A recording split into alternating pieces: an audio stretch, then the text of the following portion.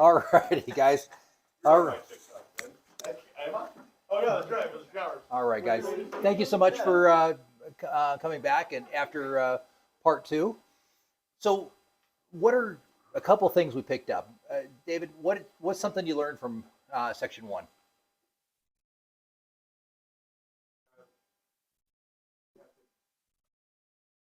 There are classifications, and you need to be aware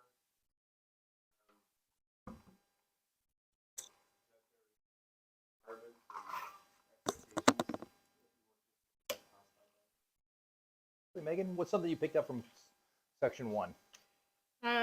Just some of the considerations you have to think about that we take for granted that they may not be able to do, and how to figure it out. Absolutely. What's the biggest key, Kurt? What's the biggest key with working with a classified diver? Communications. Absolutely. If you don't know, ask, right? And I love how Dan put it. He says, you don't know, so ask. If you don't ask, somebody else has probably got the same question. Not in this group, but in most groups, they do. Absolutely. I think one of the challenges that I've seen and I personally felt as well is the fear of asking, right? We get to that point where we feel like we're walking on eggshells and we just don't know, right? We want to ask, but we don't want to hurt their feelings, but we don't want them to chew us out. We get scared, right? And in this case, you can't be scared. It's got to be talking to your best buddy, right? Your best friend. You know, in this case, Ben, is there any question, truthfully, not humorously, truthfully, that you're afraid to ask your wife, or that you wouldn't talk to your wife about, right? What drinking? No, I don't know. I think we're pretty truthful overall. I mean, Absolutely. I mean, You're simpatico, right? You communicate everything with that, right? I would ask Josh, but nobody wants to marry Josh. there's a woman for every man. Absolutely. But David, is there any conversations that you're truthfully Find a afraid to Filipino have woman. with Sue? That's cheap to live. Absolutely, and that's how it's got to be. This has got to be your friend. In the end, the information that you'll gather is what's going to help you save their life and make their experience that much better. And that's how you have to approach it. Not from a place of fear, but a place of trust of say, I'm here for you. We're going to be friends, and I'm going to help you through this.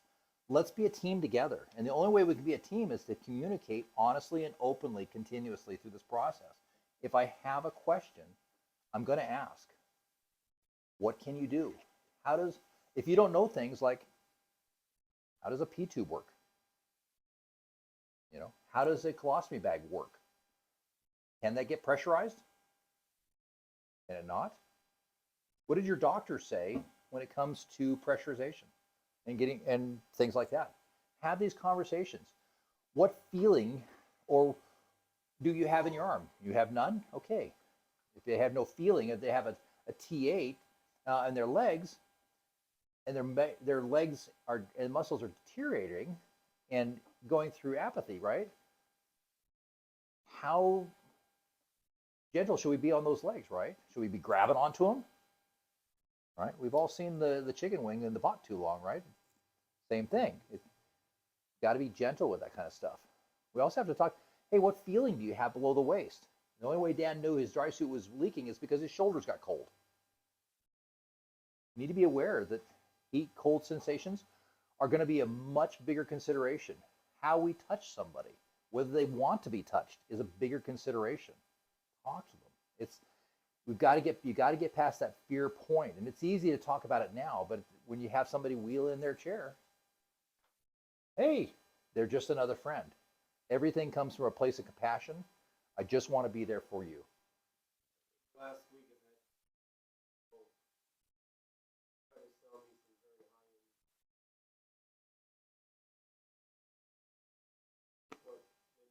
What do we need to know? From the sell side.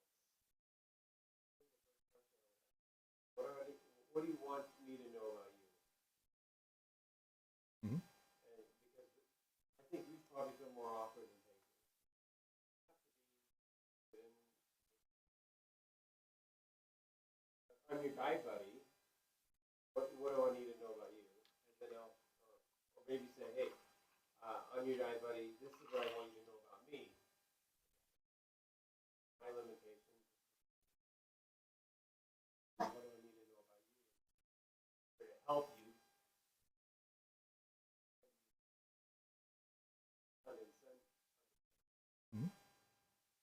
Absolutely. Open communication is never a bad thing, right? I love the quote, be curious, not judgmental, right? And I absolutely stole that from that show. Absolutely. But it's a great quote, right? Be curious. And how can I help you today? What can I do for you? And then mean it. My dad used to have this great phrase. He'd say, don't ask me how I am unless you're ready to prepare to sit down and actually hear the answer, right? Don't ask the question unless you're prepared, because I'm going to give you the answer, whether you like it or not. Dad was good that way, right? You know, we went out on our dive, and you had a little challenge on that deep dive one on that first going down the line, but we got through it together, right? It wasn't because I was judging you or anything. No. We talked about it, we figured it out, and we worked our way through that. Good. That's what I could hope to get from this. All right, part two. So we've all been through React Right, part of the Stress Rescue Program. The thing with the React Right program is not designed to make you an expert in CPR. It's not designed to make you an expert in using an AED or first aid. It's designed to give you a strong overview to prepare you for assistance to a first responder and to make you a better beginner helper in that, right? The same thing with part two of this. I'm going to introduce you to a lot of topics. I don't expect you to memorize all these, and please don't expect that I am a medical doctor expert in any of these. But we're going to introduce the medical conditions portions of this as well. So the objective of this is after this completed, you'll have a basic understanding of the various medical conditions that requires a classification, and identify several key considerations that must be addressed with classified diving. The value to you is the divers are placed in a classified status for a wide variety of reasons and considerations. Having a key and basic understanding of these factors helps the dive buddy to be cognizant of these considerations, as well as provide assistance in protecting the diver while diving. Safety is always our paramount concern. So Megan, you're a nurse, right? Are you an expert in all things nursing? Absolutely. No. No. Hell yeah. Right? No. There's a lot of different specialties and fields. Absolutely. What's your specialty? Hospice. Hospice? Right. So you palliative care and hospice care, you're probably fantastic with. You probably have a pretty good understanding of NICU because you've had kids, but would you say you're an expert at NICU? That's a whole big thing, right? So same thing with this. I want you to have a basic understanding and an overview of it, but the key information you're going to gain is going to be communicating with the individual, because there's no way that in the next 3 hours, 2 hours, or whatever we spend together, that I'm going to make you an expert in all dive problems that could cause somebody to be classified diver. Just being really straight. So key points we're going to talk about medical histories, amputations, spinal cord injuries, cerebral palsy, progressive conditions, sensory disorders, as well as developmental disorders, or I like to call them BINs.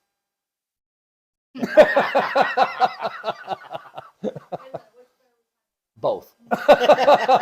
I'll own that every day of the week. Good one. So one of the things we have to do in all of this is we have to go through and we have to do the assumption of risk, liability, and hold harmless. We have to have a good medical history. But not only with that, we also have to make sure we've got a good physician's approval to dive. Now, interestingly enough, I talked to a doctor, an MD in bariatric medicine, and he's in charge of all the chambers in Cozumel. And I asked him, I says, hey, so who, as a diver, should I go to for a dive physical? Is my GP good enough? I mean, they can sign off on it, but do they really understand it? Probably not. Absolutely. Would I go to Megan for a NICU issue? Probably not, right? And I know some extremely competent and smart MDs, right? But would I want to have them operate on me? Probably not, right? So we want to make sure that they go to a physician that not only understands their disability and is an expert in that disability, but also has some sort of certification and understanding of dive medicine, of what's actually going on. Because there's a few things. I mean, Adam, Megan, you guys just went through science of diving. Is there a few things that happen outside of the norm when you go diving? Just a few? Yeah. Yeah, it's pretty crazy, right? There's a lot of things that happen, right, when we start getting to partial pressures, right? And there's a lot of things that we as divers don't start understanding. For example, did you know if you do the most common schedule in a bariatric chamber is a Schedule 6 for the U.S. Navy, where they take you to 60 feet and put you on 100% oxygen at 60 feet, which means that's almost 300% oxygen. Well, we learned in open water, we learned in science of diving, we learned tech diving, we learned in deep diving, we learned in nitrox. You can't breathe a 300% partial pressure of oxygen. You'll die, right? You'll have seizures, you'll have issues, but that's the treatment.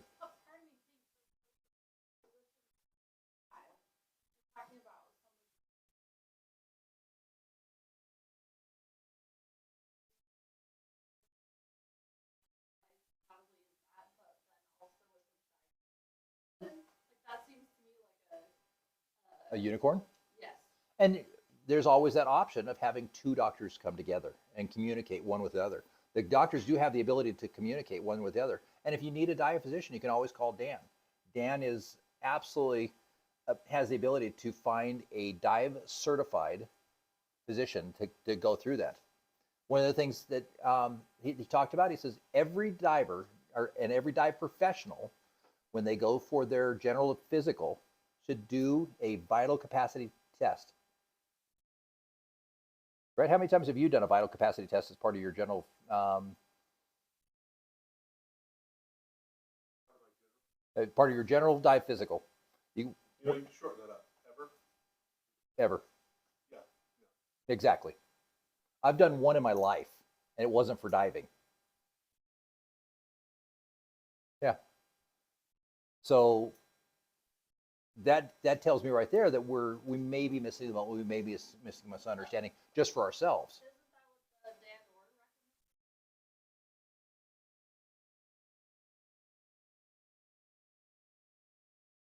Absolutely. And so it's something we should do, but how many of us have done it, right? And if we as able-bodied, non-classified divers are missing the boat on this, what does our exposure become by not following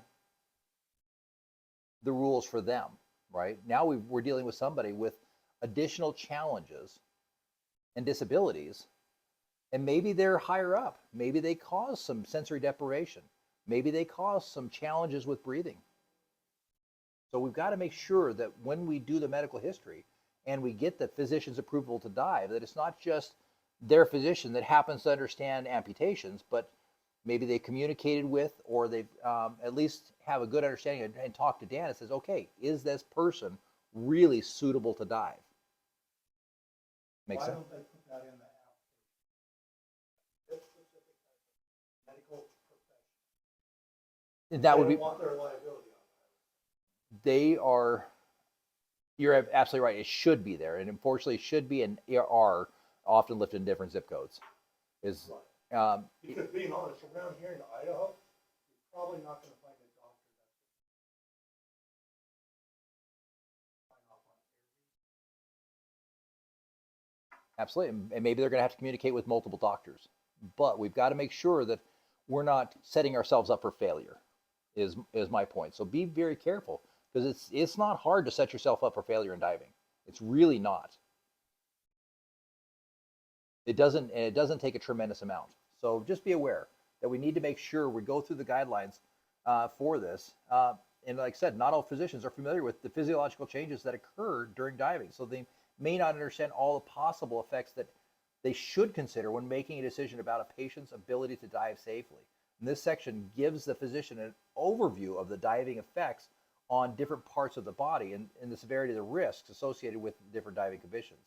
So make sure that we're going through the guide to physicians as well, that we're getting that information and getting that approval. It's pretty important. So the instructor, buddy, comfort discussing medical issues with the classified diver. I mean, we have to have that open conversation. It's got to be a husband and wife issue at this point. If I'm going to take you through that portion, I need to make sure that you're there, that we're comfortable talking about it. And that's a tough thing to us as adults. I mean, when's the last time you and I sat down over a cup of coffee, we talked about our prostate issues? Never. Never. It's just, But my question would be, is it this course is certifying as classified? Mhm. And I understand that you kind of substitute that as the instructor in this case, but I would assume they're already a certified diver, but this portion is what I exactly. So wouldn't we research, depending on who our dive buddies say somebody comes in as a paraplegic? Obviously, they can't move anything but their neck. No, that's quadriplegic. Oh, Paraplegic is half. okay, half. So, like yeah. waist down. So yeah, on the different. And you certainly could do that, but like our example with Dan, he has a friend that he dives with that's a T8 as well that absolutely needs 2 dive buddies. Right. Dan is an instructor. He's a Right. T8. A lot of difference, right?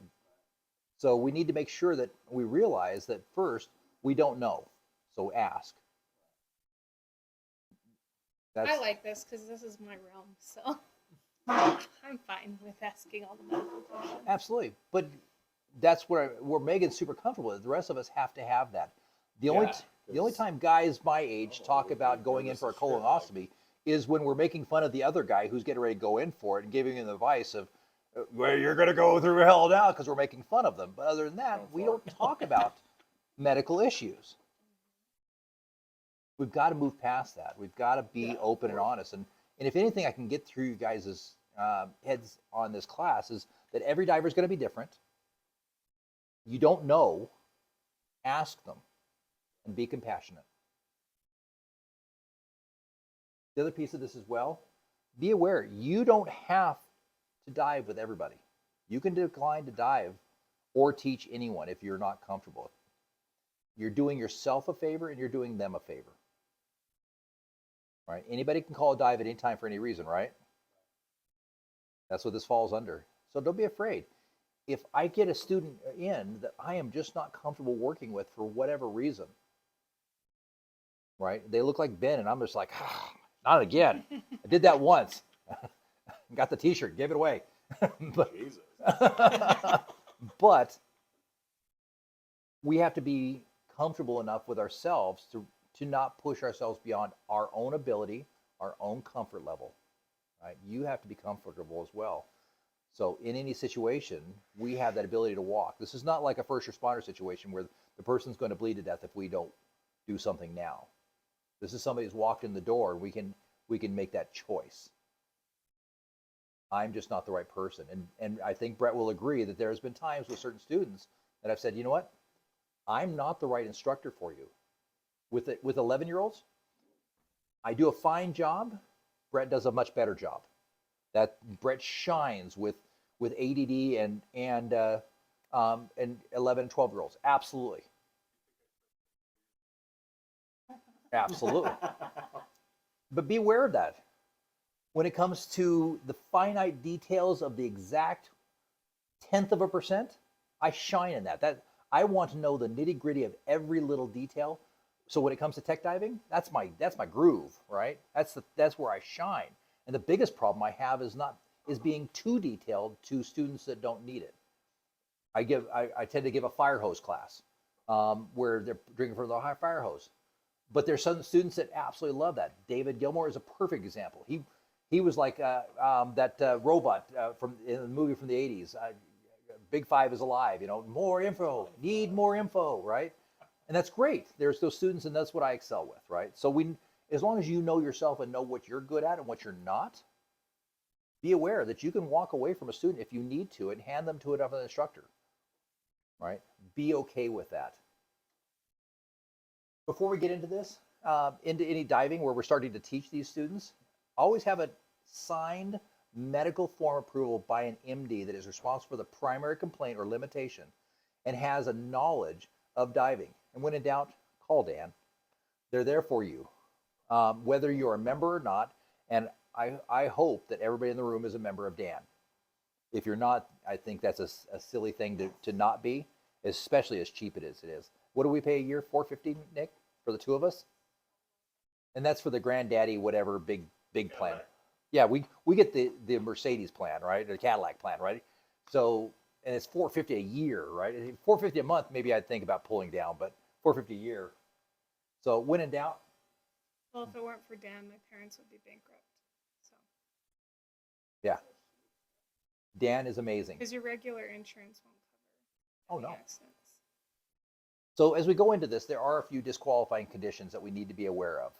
That these people just, we would love for them to be able to be divers, but it's just not in the cards. Medical assistance to breathe or supplement O2 on a regular basis.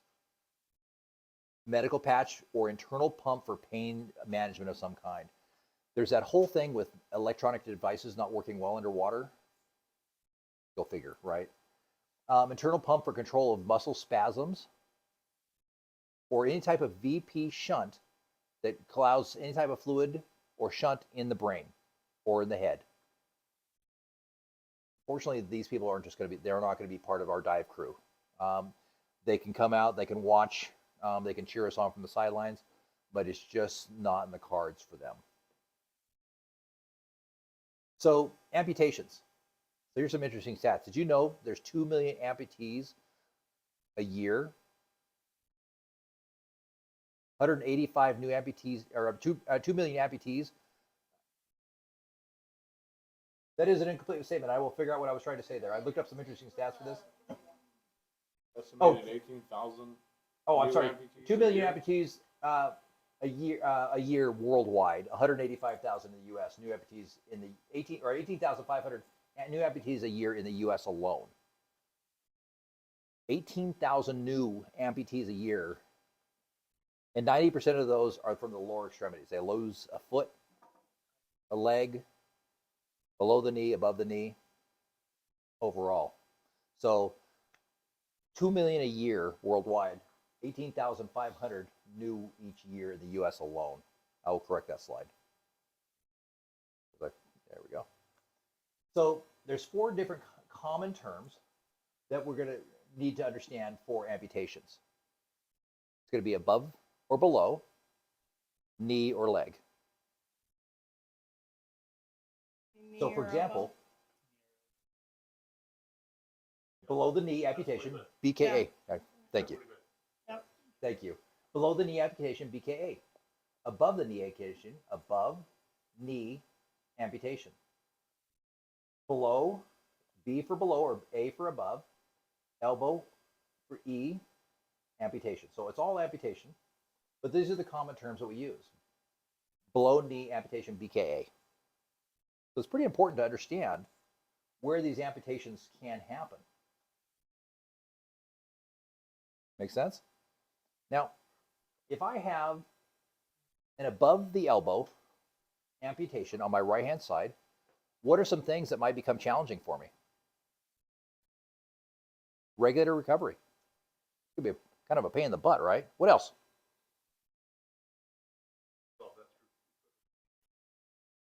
We can, and we're absolutely going to get there. Depends if you're single or double. Absolutely. If you're at the wrist, absolutely, it's going to be a challenge. Rescue. Emergency sense could be a challenge. Absolutely. Buoyancy could be a challenge.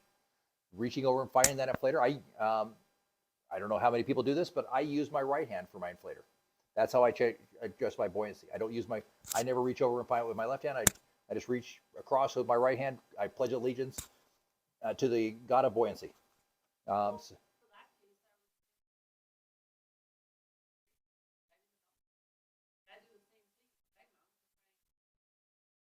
Yep, dump valves right here.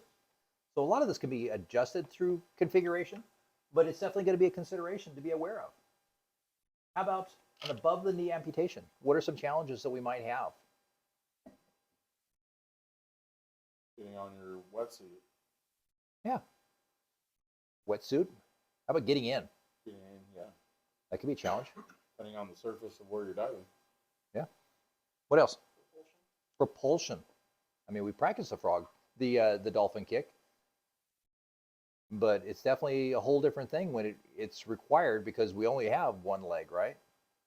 There's definitely a lot of considerations as we start looking at where the amputation is and what that's going to cause us challenges with or a disability with, right? And like I said, for me, a lot of times, in looking at some of this, it comes down to the grit of the diver as well. There are some divers that, man, I lost a leg, screw that, I'm still diving. I'm going to be a CCR diver, right? There's guys out there. I lost my arm to FedEx, and now FedEx is paying me for the rest of my life. Or no, UPS, I'm sorry, UPS, and I'm going to be a tech diver. My amputation's above the elbow. Didn't slow that guy down. He was still wearing twin sets, launching SMBs. He did all the skills, did it well. Mass drills, the works. Didn't stop him one bit. So there's definitely some considerations for amputations to be aware of, right? The first underlying need to understand what was the cause of the amputation. Why did it happen, right? What caused it to is it a progressive? Did they lose it for frostbite? Did they lose it at a train wreck? Right? How did they say again? Diabetes is a common one, right? 90% of amputations happen in the lower extremities. There's other considerations to be as well. Like, what about phantom limb? Megan, what do you know about phantom limb? So they have pain in a limb that's not there anymore because of all the damage to their nerve endings, and a lot of times trying to get that pain relieved can be very difficult. Neuroma, damage to the nerve endings, and so it's very painful. Anybody ever seen that episode of House with the mad downstairs neighbor? My favorite episodes. I like House anyway. But he was just a grouchy old turd because he had a lot of pain, right? One of my favorite stories, and I use this in sales a lot. When I first decided that I didn't want to do what I did in the Marine Corps, I went to work for my dad. And my dad said, "What do you want to be? What do you want to do? You're not going to do what you did in the Corps anymore." And I says, "I don't know." I says, "Help me." And he says, "You should be a salesman. You'd be great at it. I mean, it's pretty much what you did in the Corps, but without a gun." I thought, sweet. And so he put me on a sales route, and there was somebody he wanted. He wanted this guy, Joe.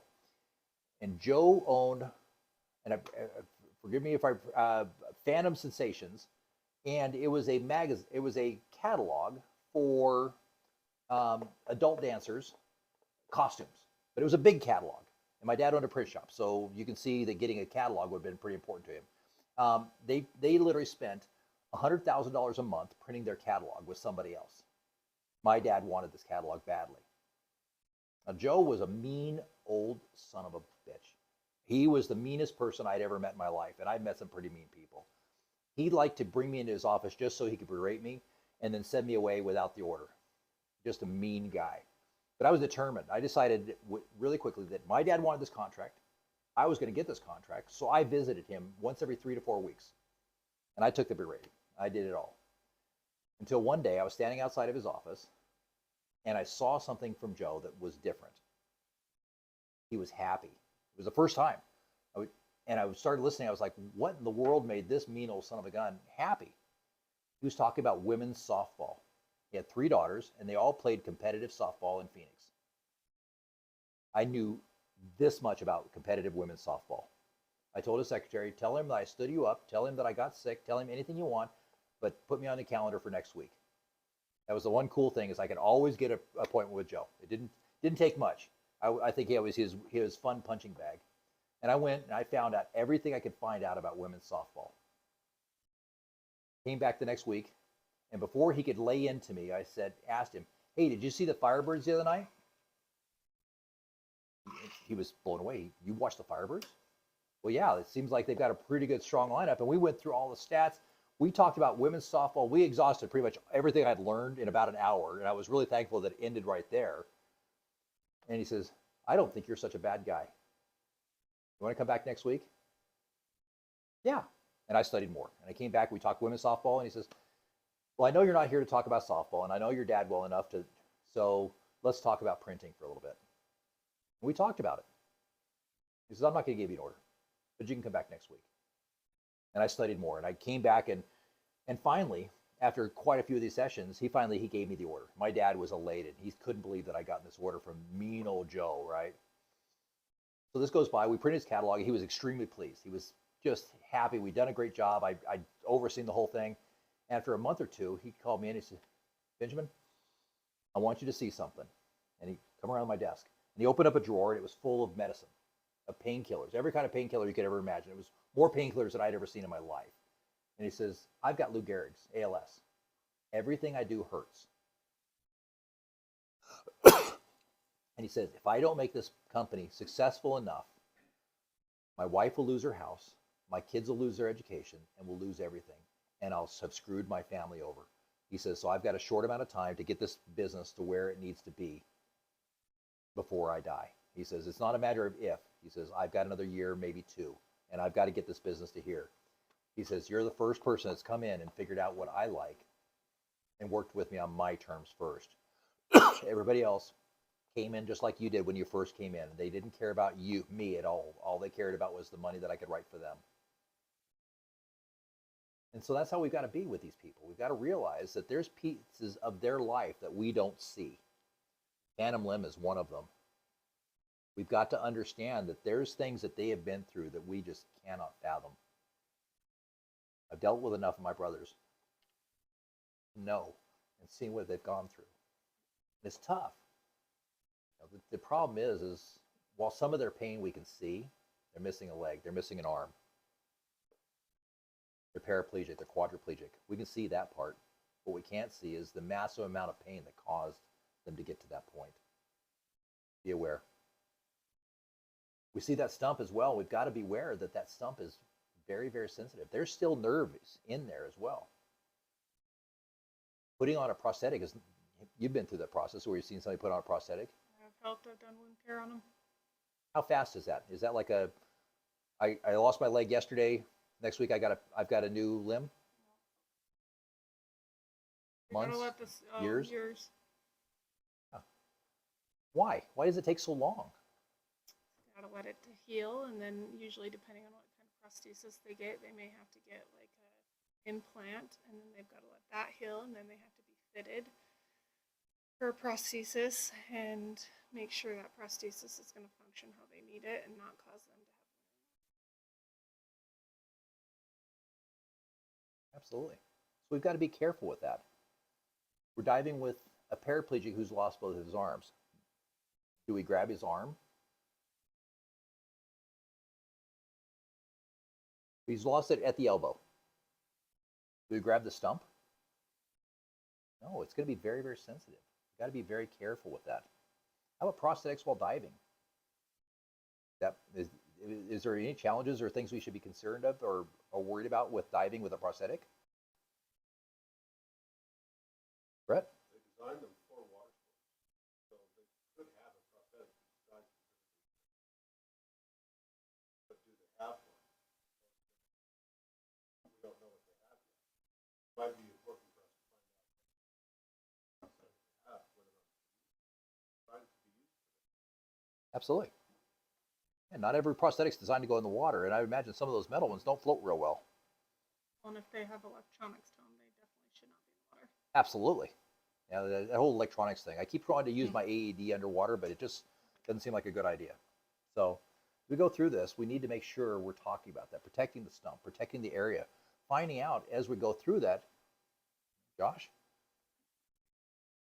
I notice you're here. Where is okay for me to touch that I won't hurt you? Can I touch you here? Sure. Grab the beard. Grab the beard, right? Grab those floating locks.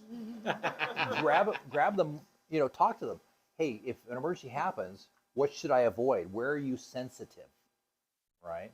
Let's be careful of that. It's extremely important to understand. If we're dealing with a paraplegic that like a T8, he still has his legs. But remember, we grab on one of those legs, it'd come off like a chicken wing, right? It's gonna bruising too, susceptible to bruising, probably. bruising, absolutely. Grab it, and next thing you know, he's black and blue from head to toe or something. Well, if you create wounds on any part of the body that doesn't get a lot of circulation, then those wounds take forever to heal. Absolutely. So one of the things we want to do is we want to make sure our equipment modifications are as little as necessary, but cover the need of what we need to do, right? We want to try and keep them within the norm of diving, but if the norm of diving doesn't work, then absolutely. And so, in other words, let's not make modifications for modification's sake. Make sure that whatever modifications we do make are designed to help them and actually something that they need, right? As we start thinking about it, what's the locomotion? Active powering, moving in place. What can we do to help them move from point A to point B?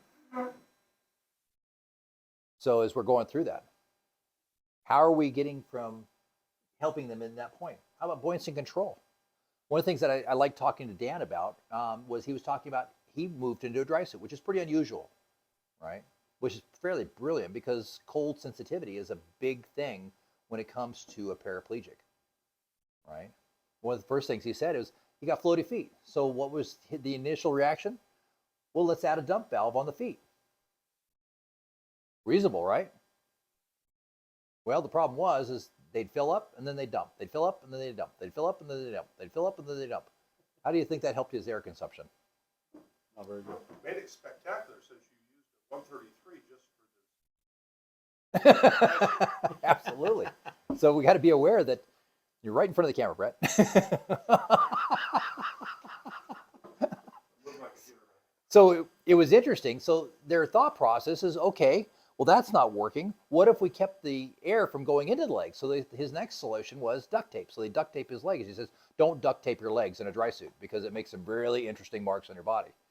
So his third solution to that was to add neoprene gaiters. You can buy them from Dive Right In Scuba sells them. It's the only place that I know of that sells them. Brett may sell them and have a supplier of them. I don't know. I've never seen them through here, but they make a zip up neoprene gaiter for dry suits that help keep the air out, that expands and contracts. And that was his final solution for buoyancy in a dry suit. Because if he didn't do that, he either was going through too much air or he said his legs were flapping and hitting him in the face. He didn't know until they hit him in the face. He has no feeling with that as well. So we need to be aware of, as we go through this, that we're able to help them not create additional problems through equipment problems. Other skills, regulator, mask, weight removal and replace. How are we going to do that, right? And there's some great solutions. Brett, is there a BC out there that has a single pull that dumps all your weight at one time? Wait. Of course. There is? Yeah. Holy, that's amazing. that is amazing. And you can get it at the Dive Pirates? Yes, you can. And it's called? Well, it's got multiple models, but it's called the Ripcord system. There we go. So if I had one arm, how handy would a single weight dump be for me? Very handy. Absolutely. As we think about that, we want to make sure we're creating solutions that help them, right, for weight removal. How about mask? Is there a solution? David has a great solution that if he loses his mask, it doesn't go very far. He's the only diver that I've ever seen wear one, but there's a solution for it, right? What do you have, David? So it's called the necklace that goes around my rubber loop, and then Yeah, if your mask goes off, does it go anywhere? Not very far. I did it because the first time I went on, put a mask up, and down the bottom of the tunnel we were and Nikki somehow was able to swim down and find it. So I thought, okay, well, in case I do that consciously or in emergency, I want to be able Absolutely. They're pretty good at finding masks. We are. Right. Did you find his mask? I thought I found his last mask. Oh, you found it? Okay. Yeah. Yeah, it took us a was year. recovered. It was recovered. Yep. And she found your light too. Yes. Yes. Other things we might have to do in terms of diving techniques, we might have to have alternative swimming techniques. Gloves, they make webbed gloves. Dan actually is Dan Metcalf is actually producing diver gloves that won't tear up in 6 dives. He said the normal swimming gloves for scuba, either you can't get them tight enough, and then when you go down, they They just slip right off or they tear up. And so getting a set of gloves. Other considerations, if I'm off balance like this, would I want to work with the weights a little bit? Placement of weights? Absolutely. David, you noticed that when we moved your weights in a different position, what happened? Yeah.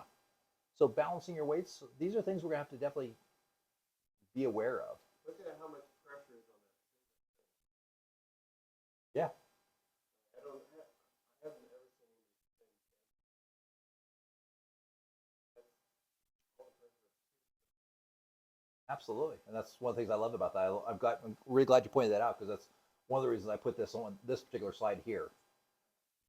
Other things, they make small DPVs, little battery-powered DPVs. Now, one of the things to be aware of as a classified diver, you now become they are limited. There is no deep class currently for a classified diver, so they're limited to 60 feet or shallower. Dan Metcalf is he's a monster. I put Godzilla on there for a reason that A, Godzilla is supposed to be 150 meters tall, and B, he's the Godzilla of diving. I bow down to Dan. He's a stud. Absolutely. So as we go through that, maybe a little DPV to help pull them along. They make ones that you can strap to your tank and have a little remote control. They make ones you can strap to your leg, and they make little ones that you can just grab onto. So little ones that are harder to get into trouble with. So think about that. How about equipment configurations? So class question, does the inflator always need to be on the diver's left? Why? Why wouldn't it have to be? Well, if they want to travel BC, they can get a right side. Local diving one, they obviously.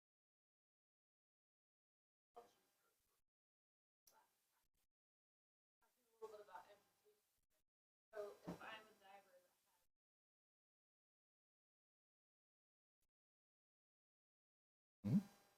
Well, I mean, to that point, like it's just I think a lot of the equipment it's naturally on the left because a lot of people have their regulators on the right because of more of the population is right-handed. So you can't order that special equipment that reverses it if it's more comfortable. Absolutely. Now this is what you're seeing on the board is the ST Elite system. The inflator point is about dead center. You can move it to the left or to the right. And the hose, I promise you, is long enough to go left or right. It's a long inflator hose. But that's, and by the way, the ST Elite system, the 22 and the 35 are available here at the Dive Pirate shop as well, and they're great systems as well. Does the regulator always need to come off the right-hand side? What's the situation where you might want the regulator come off the left-hand side? Left-handed?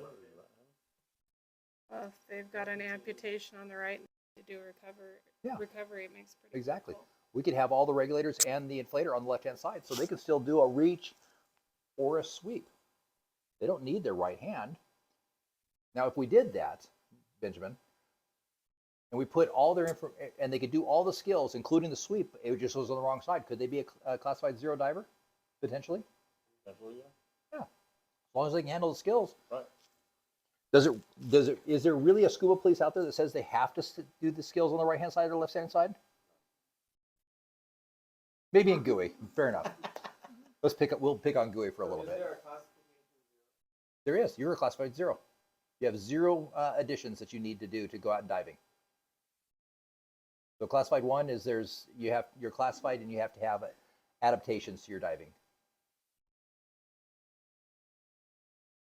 So, class question, how would you change your recommendations for your divers?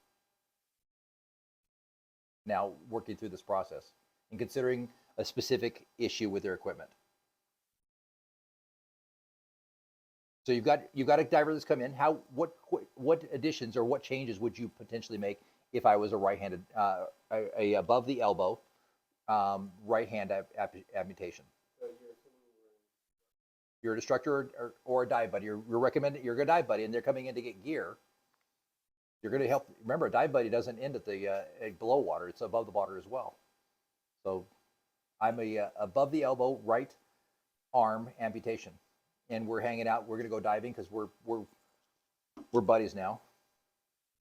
So what recommendations for equipment would you now make? I'm The regulator, you know, so that it comes from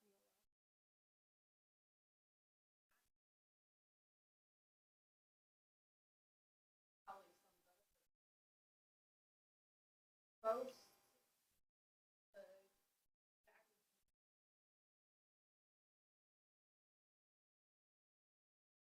that could be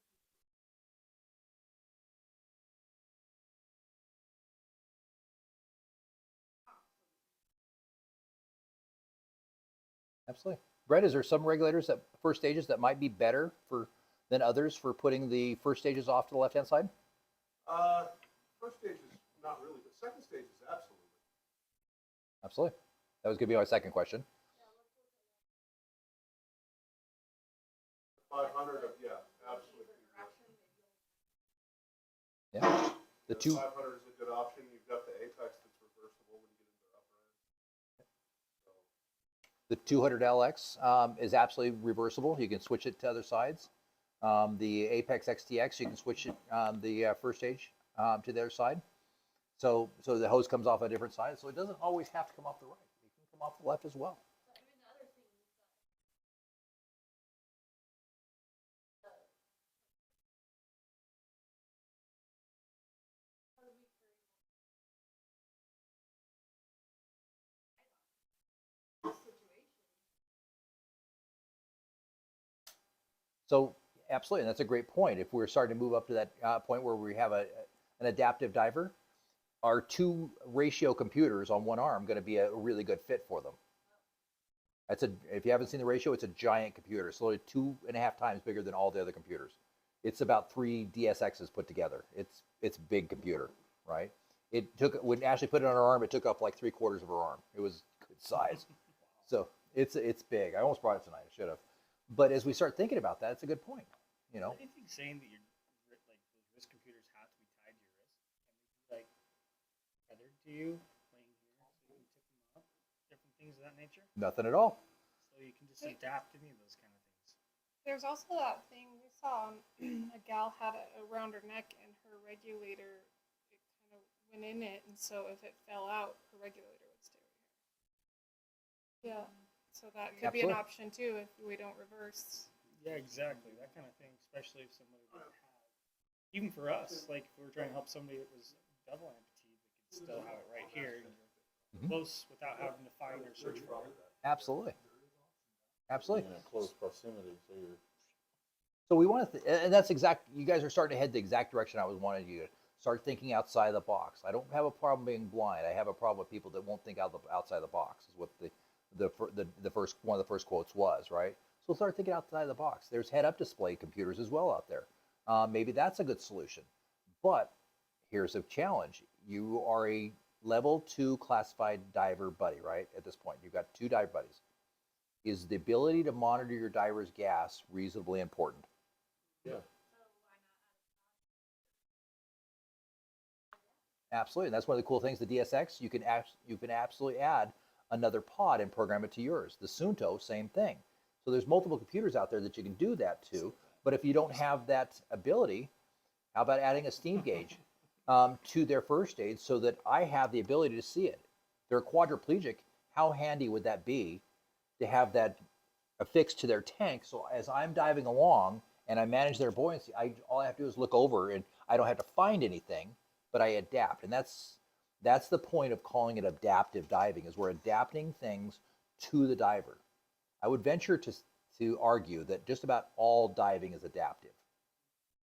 Is man really meant to ice dive? Let's just put it out there. No. They are. if your name is Wim Hof, yes. That's some of the best visibility around here you'll ever have. Absolutely. I love ice diving, but it is absolutely about equipment adaptation, right? About a community coming together with dive buddies. Nobody ice dives alone. That's smart, right?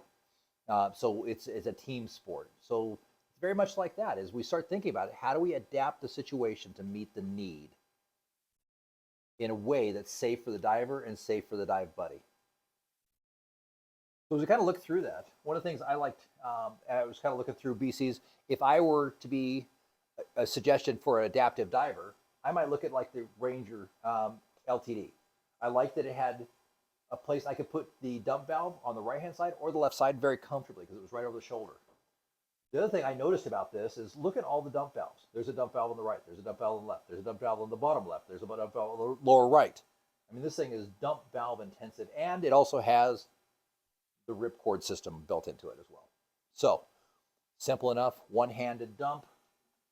I, as a dive buddy, if this is a quadriplegic, I can come up behind him, and I've got the ability to dump over here, dump over here, dump over here. I've got multiple places that would be beneficial to that diver. So you start thinking about this, and this is some of the key benefits I just pulled from the website. 4 dump valves are easily located. It can change the fighter from left to right. Easily add a crotch strap. Crotch strap might be important for an adaptive diver level 3, quadriplegic. Yeah, we don't want them squirting out of it, right? How about a chest strap? Yeah, right? Quick ditch weights. How about padding? How important is good padding, Megan? Anybody ever get bed sores from, right? And the problem is if I've lost that feeling, you know, in that places, I'm going to get bruised a lot more easily. So we have to be more gentle when we deal with these people. We have to be more considerate. Padding is a big deal. I mean, it's one thing for me to go out in a DT50 with twin sets with no padding on my stupid shoulders because I use all webbing on that, right? I know when I'm starting to get bruised, and I know when to say, hey, this hurts. I am done diving. And Nikki will tell you, I've done plenty of those where I'm done. Let's go. This is not comfortable and fun anymore. Talked about Dan Metcalf, dry suit, and talks about some of the problems or maybe some of the. I looked at that going, I know I had to remove multiple times. They're around the shoulder. Easily to be.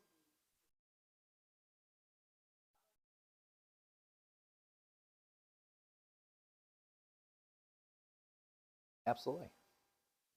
We all know the Haley Mills story in Montana as well. She died from dry suit squeeze, she didn't drown, she squeezed to death. Sad, right?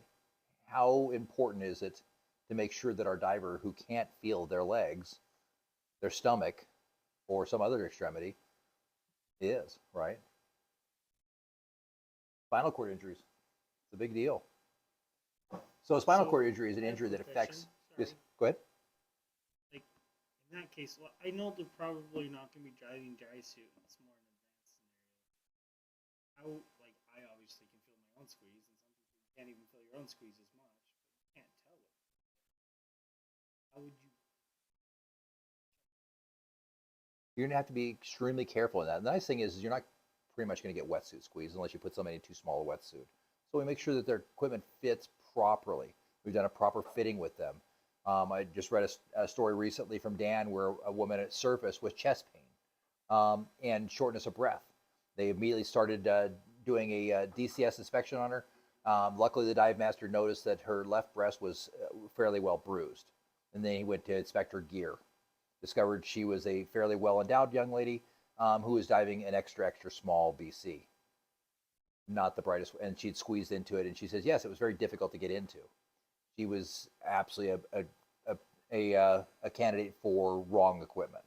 So we've got to make sure that this equipment fits right, that it's sized for them, it's adjusted to them.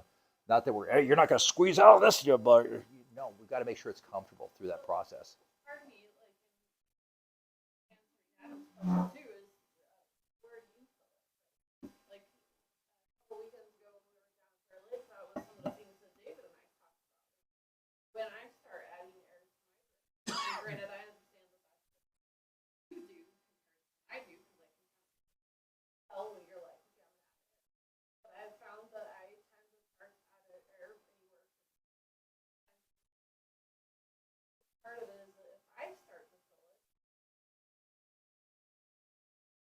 And you can, and on dry suit, a lot of times you can look as well. I know for, I had this weekend, I had one of my tubes go in, and it didn't allow the break of the seal between the dry glove and the main suit. And I looked down, and I could feel my hand getting really cold, and I kept putting my hand up, and it wasn't getting warm. And looked down, and you could see it was completely squeezed around my finger. There was wrinkles on the glove. So we've got to make sure we're being very visually adept. We've got to use all of our senses, because unfortunately, while we're underwater, we can't talk to them. Hey, Brett, how you feeling?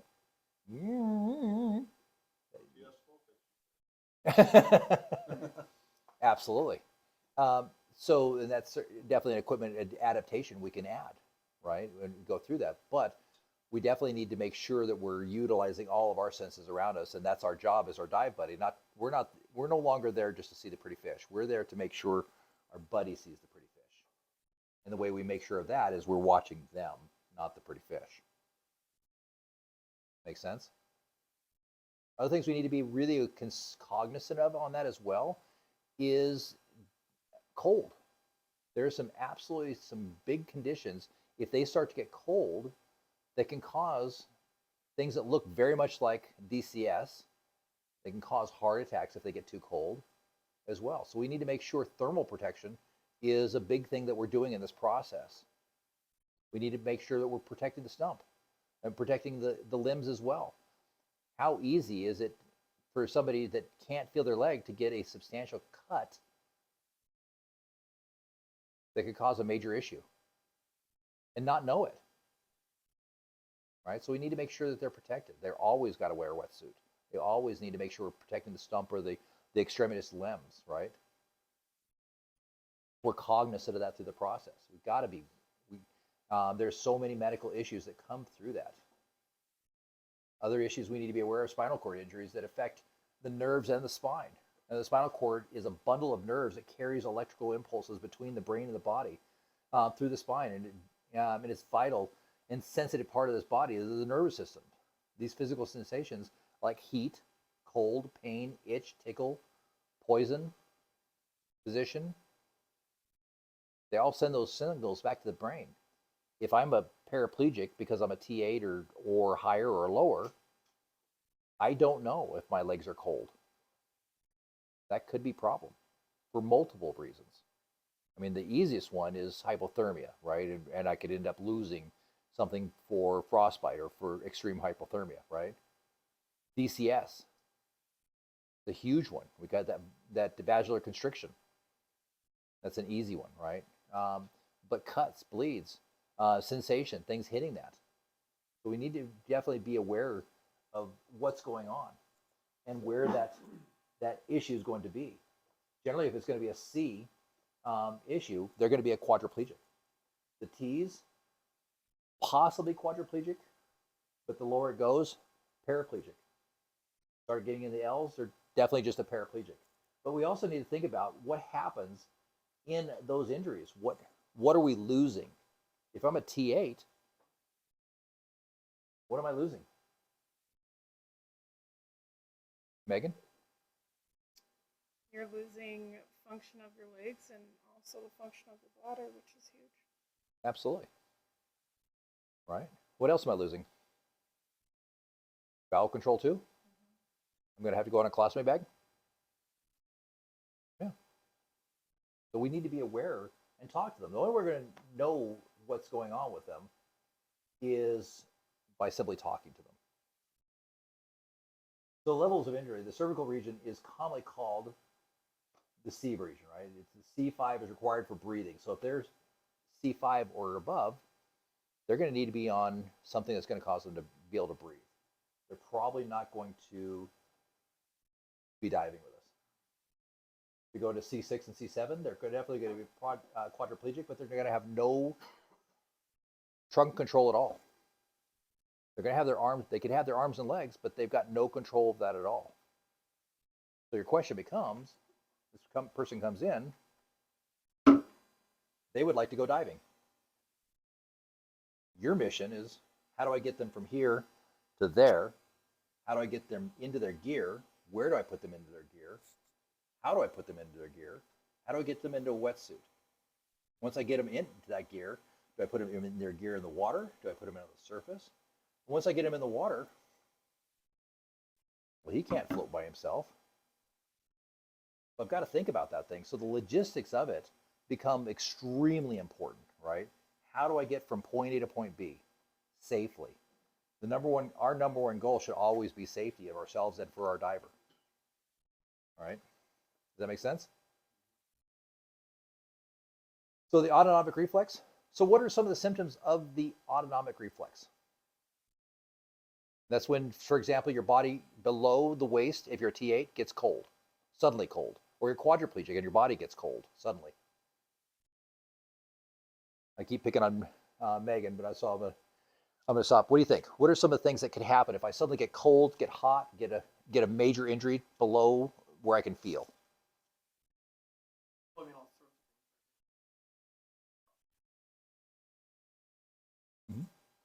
How about internally? How about my blood pressure? What do you think my body's going to do if it has no way to know that that's going on, but there's suddenly an issue that it can't identify? Yeah, I mean, it's gonna start. Yeah. Blood pressure can increase by 20 to 40 points from your baseline, or your heart rate could slow. Counting headaches is often the first symptom. Sweating above the level of your injury, bladder or bowel problems that are suddenly not normally there, or red blotchy skin above your level of injury. So again, you've got to use your eyes to this process. We talk about this in open water, and you guys have all heard me say this, but if you see something that doesn't seem normal, it's probably not normal.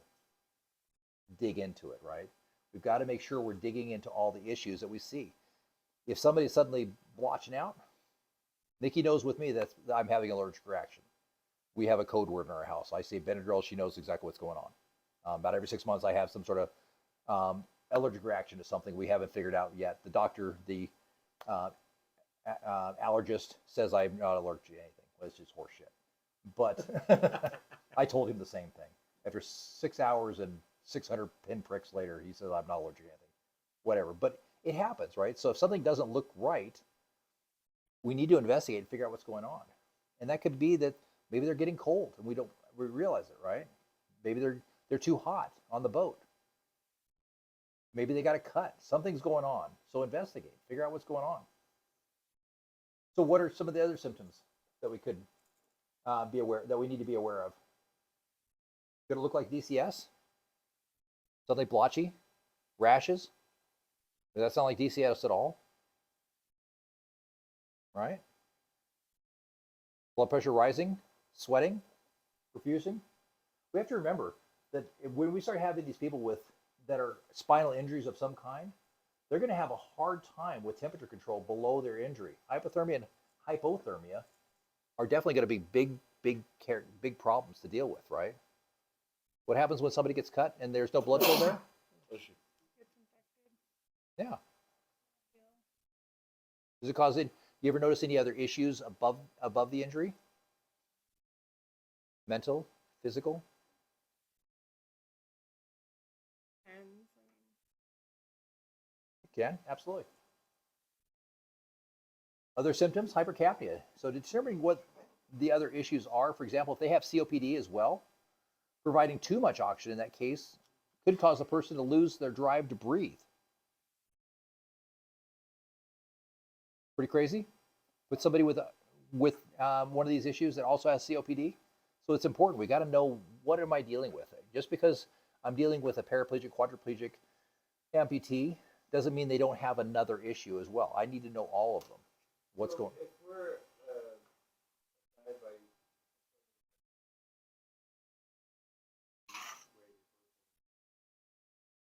do we get medical information as part of the deal before we dive with them? Absolutely. Why wouldn't you? No, I'm asking. Yeah, absolutely. Yeah, absolutely.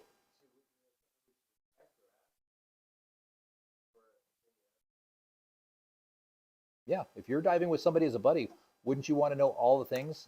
I like to think of it as the foxhole test. If I'm going to be in a foxhole and things are going down, I want to know everything that you're capable of doing and you're not capable of doing. What you're capable and what you're not capable of are of equal importance to me. I want to know where I can depend on you and where I can't depend on you, so I can pick up the gap. You're absolutely setting yourself in a foxhole in a fairly dangerous situation. Knowing all the pros and cons of everything you're dealing with, I want to know. I assume you as an able-bodied diver are going to be good to go. But as we go through, before we start diving, hey, what's your level? Where are you at? You know, I want to start getting an idea. How many dives do you have? Oh, you were just certified in dry suit last week? Cool. Let's talk about that. What challenges are you still having? Why would this be any less important? Absolutely. It's important. Again, communication. Kirk said it best and said it a couple times already for us, is that communication paramount as we go through this. So safety, ultimately, the classified diver's physician determines how long they must be free of seizures before they are cleared to participate in a classified diver program. And again, it comes down to the doctor. Just because they have seizures doesn't mean they can't dive. But we have to go back to the doctor and back to the doctor's note and say, hey, are you cleared now? When's the last time you were cleared? Does your doctor know you're doing this, or are you just off on your own? You got certified as a class 2 diver 4 years ago, and you're just you're Evel Knievel, right? How are things going now? We go through this. Paralysis is another big thing we need to be aware of. It's definitely a big issue out there. 1.2 million Americans are living with paralysis resulting from spinal cord injuries. It's a lot of people. I would imagine a couple of those want to dive. And there's different types of paralysis. Maybe it's not a spinal cord injury, maybe it is. Maybe they're monoplegic, just one side. Hemiplegic, the whole half side. Paraplegic, lower, or quadriplegic. Need to be aware. What does paralysis look like? Right? As we start looking at this, we can get a few basic ideas. And again, I don't expect you to be an expert on this, but at least be exposed to it. Right? Normal, they can look forward, look left, look right. Right third nerve palsy gives you some information. The right side doesn't move. The left eye does. Right fourth nerve palsy does the same thing. Right, other side. So it gives you some information. Look at their eyes. Look at the person. Again, use your eyes to be aware of the entire situation. Other chronic issues that we need to be aware of: osteoporosis, chronic pain, spasticity, medications. What medications are they taking? What adaptations do we need to be aware of? We go through this. Osteoporosis is an issue with the bones. Megan, you probably know more about osteoporosis than I do. Tell us about it. Their bones just aren't nearly as strong, so they're very high risk for fracture. So their bones just aren't, they are not creating bone density. How could that affect somebody during diving? Pressure squeezing them. Well, mainly probably getting in is having all that tank on their back. Absolutely. Getting out, In and out with that heavy weight is exactly where I was going. What was yours, Kurt? Pressure, absolutely. Adam, you had one. It's more or less just being gentle to them as a person, like you can holding their arm or something, or just quick moves. Yeah, you may not want to grab. You want, in most of these cases, grabbing the person is probably not the best idea in the world. In fact, most cases, it's a really bad idea, right? But is there a way you could grab their gear? Brett, during a emergency swimming ascent or an out of air diver, have you ever grabbed somebody's BC? Is there a couple places you can grab somebody's BC to help them? Absolutely. Where's your favorite place to grab somebody's BC if we're doing a air sharing ascent? Yeah. Big old handle, right? Not to mention, it tells me if they're hitting their power play. Absolutely. There's little key things that you learn and you pick up. If I grab somebody's bladder, I know if it's filling with air or if it's not filling with air immediately. But I've also got a really good handle on it. You don't have to grab the person. Be aware of that. As you start dealing with the osteoporosis as well as other ailments as well, we get into immersion diuresis. I think we've all had the opportunity to experience this. There's two types of divers. The ones who pee in their wetsuits, the ones who lie about it. Well, with handicap, they tend to do it a little bit more often, right? So just be aware. we may have to make an adaptation. If they have a bladder bag, what are we going to do about that? How does that work? Is it rated to go in the water? Might be a good thing to know. Other adaptations: mobility, propulsion, equipment, temperature, hydration, making sure they're well hydrated. How important is hydration for diving? Very important. Why? If you're dehydrated, body's working. How would that affect somebody even more so as a paraplegic? So there's more risk. Absolutely. So being aware of a few of these basic ideas, making sure we're not taking them into something that's too cold for them, right? You know, I'm guilty of this as well. Wearing a wetsuit in 50-degree water is probably not the best place to take a paraplegic, right? Yeah, it's not a good place to take the normal sane person. You have to be slightly touched in the head to do that anyway. But you know, and Nikki and I were diving 38-degree water this last weekend. So that's probably not the best place to take a paraplegic. Now, Dan Metcalf is certainly a Superman, and he's outside the realm. And I like to pick on Dan because he's amazing. And he's adapted. He's figured out the dry suit thing, which the majority of adaptive divers have not conquered. And he's been able to do that because he's not an adaptive diver. He's been able to break out the realm of adaptive to full diver. He can do all the skills all by himself. And as he said, don't touch me. I like Dan. So this is Dan getting ready by himself in his dry suit. So what are some special considerations we need to take into account with a paraplegic? Kurt? We got a paraplegic diver? What are some considerations we need to take into consideration for him? One of the same thing we keep missing. Where do we need to help them? Mm-hmm. Talk to them, find out what their abilities are, their strengths and weaknesses are. Exactly. Most people are going to want to do as much as they can. I'll let them do that. There for them.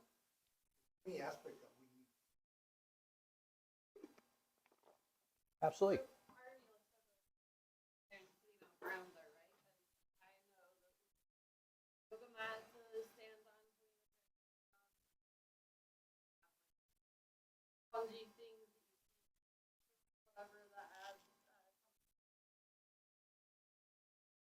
very gearing up. Easier to gear up and less harsh on the equipment. That's Right, where my like, mind went that's first. what I think with the dry suits sitting there. I know that they're really tough and durable, but, you know, is there some other sort of protection in that situation? More comfortable. Absolutely. Some other things to be aware of. He has a bag for urine. So what about immersion diuresis, right? He's going to be urinating more. So he has, instead of a P valve, he has a P tube, right? Making sure. How about respiratory dysfunction? Megan, I'm going to pick on you again. How does respiratory dysfunction come into play with somebody that's a paraplegic like this? Well, I mean, depending on how far up the injury is, their lungs are usually weaker or lung capacity. We would. Yeah. He has no abdominal muscles at all. They're there, but they don't work. Are the abdominal muscles important at all during breathing? Has anybody ever heard me talk about diaphragmatic breathing or ideal breathing in any of my classes? Should have all heard it. I talk about it all the damn time. Right? Part of me also loves packing dive plans. That's, who knows, maybe that's part of the reason why less lung capacity, harder to breathe. Absolutely. Let's talk about his adaptation. So Dan told me himself that he can't dive an 11-liter tank at an 80 cubic foot. The biggest he could dive is a 10. And he said the problem with putting a single tank on his back is he has no way from his feet to balance that. And he says, you'd be surprised how much you able-bodied divers balance with your feet. So it would tip him over. The big tanks was just too much, and he didn't get much of a dive. So he went to side mount. And that, he says, now the key with him in side mount is he has to balance breathe about every 100 psi difference instead of letting it go much more than that, because he keeps it balanced. He says, but if he keeps it within 100 psi, he says, I'm always perfectly balanced. He said he was also able to adapt it so that his tanks are lower than normal, and it gives him full range of motion with his arms. That's why he went to side mount. It was easier trim balance for him. He was able to hover more easily, and he had full mobility with his tanks as well. He also, when he set his record, it was interesting. He also put some quick fits connections in, so he could have somebody hand him another tank and he could switch off and clip it in. So he didn't have to reroute hoses around her neck. So he adapted. Other things about this that I love that he did, why he did dry suit, because he dives cold water. He's got to stay warm. If those legs get cold, bad things happen, right? How about quadriplegic? What are some special considerations we need to take into consideration for a quadriplegic? Ben, what do you think?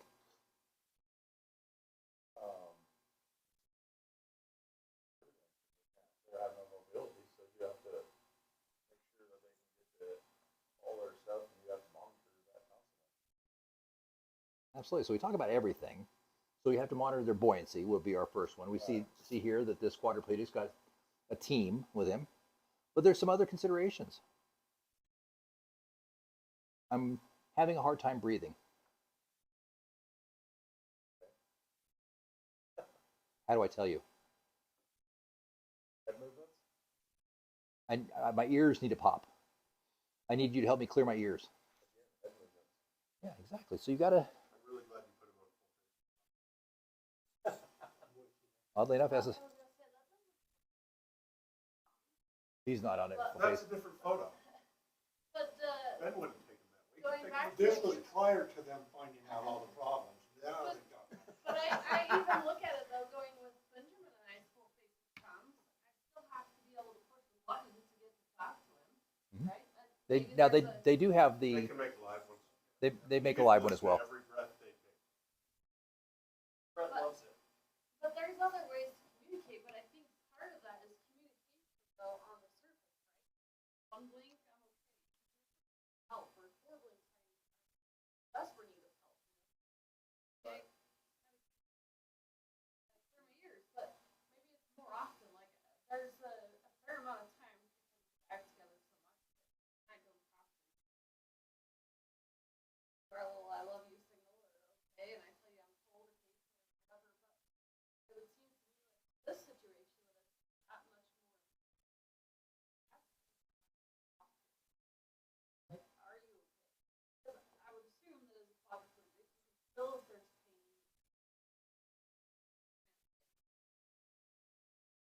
not okay here.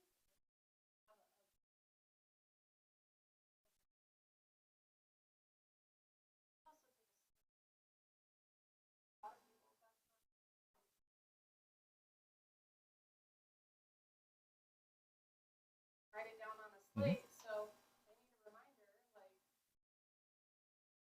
Absolutely. Adaptations, and that's why I prefer calling us adaptive diver instead of classified diver. I know that's not an SSI term, but it resonates more closely with what we're trying to do. We're adapting a situation so that somebody can dive, or creating an adaptation. So other things we need to be aware of: respiratory dysfunction is a big thing with quadriplegics. They get cold, the blood pressure spikes or falls. It looks like DCS, splotching, bad things happen, right? They can't feel injuries. We've got to make sure we always have them in wetsuit. How about boots? Should we put them in boots? Why wouldn't you, right? We've got to protect those feet, right? We've all stepped on a Lego in the middle of the night, right? Everybody with kids here, except for Josh, has stepped on a Lego in the middle of the night. he's probably stepped on Legos because he was the one building them. Fair enough. So we don't know. So make sure we're protecting them throughout the process. Before the dive, what are some key assessments you should or must determine? Here's your diver. He's obviously a paraplegic. What are some things we need to be aware of? David, you're his dive buddy now. So I would ask him, what are some things that you want me to be aware of? He knows what his capabilities and things are, and I think we're more bashful than they are to.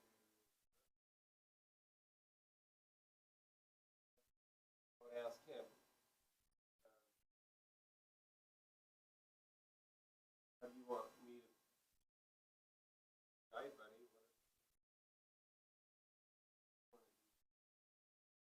Absolutely.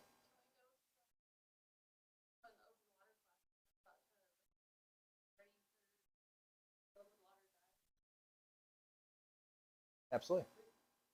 Have any problems with Why wouldn't you go through that? kind of help with the what do you How do you need help and how can I help you? What assistance would you like? What are your strengths and what are your weaknesses? What can I pull the slack on? Yeah. Versus they know their injuries more than we do. Yeah, you got this guy. Yeah. Do you want to be touched? Are you okay if I touch you? Or are you able to get in the pool or the water by yourself? Simple things. What are your boundaries? This guy looks fairly athletic, and so he's probably got some pretty clear boundaries. And look at he's got that tank putting on him all by himself, and it looks like there's just somebody handing him his regs and just making sure. But like for the most part, he's probably got it right. It's like he has a net system. That's just over the tank. That's just over the tank. But we want to make sure. Do you have do you have problems with feeling with cold? What issues do you have? Warmth, hydration, blood pressure. Do you have blood pressure issues? Do you have COPD? Do you have breathing issues? Help me understand. How are we going to communicate? Yeah, that should just be a natural thing anyway. I mean, we've all been on the dive boat with a new diver, right? And we said, you. And they're like, and you're like, what the hell did they just say? I've got 4,000 pounds of gas? That don't make sense, right? We've all been that. Yeah. Communicate ahead of time. I'm going to ask you what your gas is. I do it one-handed like this, or you can do 1,000, but talk to them, right? Basic stuff. How do you want me to communicate with you? Brain injuries have a couple different categories, and they are definitely a big concern. There's acquired brain injury, which is an umbrella term for things like concussion, traumatic brain injury, or non-traumatic brain injury. But it definitely gets pretty concerning. Acquired brain injury statistics, 348,000 admissions yearly. Every 90 seconds, someone in the UK is admitted to the hospital with a acquired brain injury. And that's just the UK. They're it's a lot smaller. I could only find this for the UK, by the way. Absolutely, they're a hardy crowd. Every 4 minutes, someone in the UK is admitted to the hospital with a stroke. And if you think these numbers are big, I mean, what happens if we extrapolate this out to the US, right? We need to be aware. This is based upon just the UK.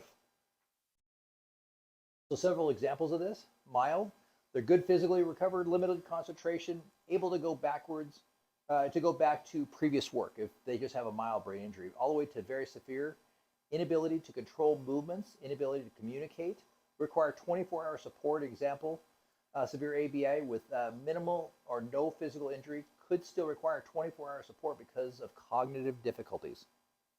So if we're dealing with somebody in the moderate to severe range of an acquired brain injury, maybe they don't remember how to sweep for the regulator. They want to do this. I want to do this.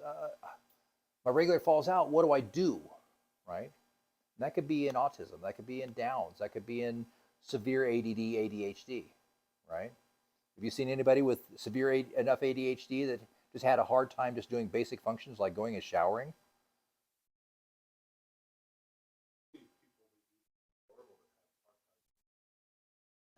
Fair enough. Point taken. So be aware. I mean, they definitely have issues with things that you need to be aware of. And they could look reasonably normal. But it's definitely, we need to know where are our challenges. What is the doctor saying about them? Other things we want to make sure we're taking into account. Let's get them involved in the Blue Oceans opportunity, right? Just because they have a classification doesn't mean we can't get them out and have them help us clean up the areas. Have talked to them about reusing single-use plastic or not using single-use plastics and helping them support the ecology as well. So we can create opportunities for them to be involved. And that's one of the things that we have to be aware of with this is people with handicap already feel detached from normal society. Right? Would you agree with that, Ben? They already feel ostracized. Our job as their dive buddy is to help that inclusion. Right? When we talk, I hear a lot of the liberals talk about that, about the inclusion thing, but they're absolutely right on that. And it's the first time I've ever said the liberals were right on anything, right? Everybody knows I'm hardcore conservative, but this is an inclusion sport. This is not a special kids club that we have a secret handshake. Okay, you're a diver. Let's bring everybody in, right?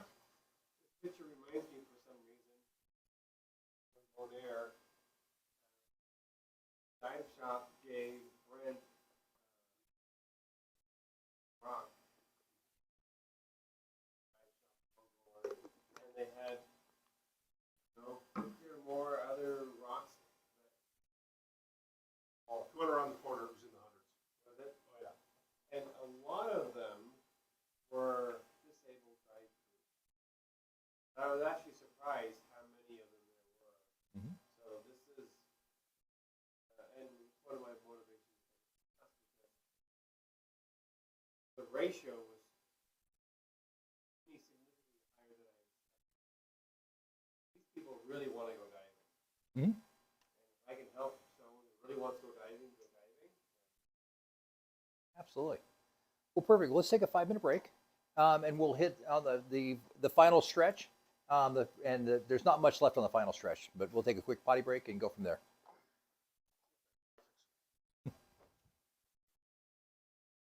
Yeah, we're almost done.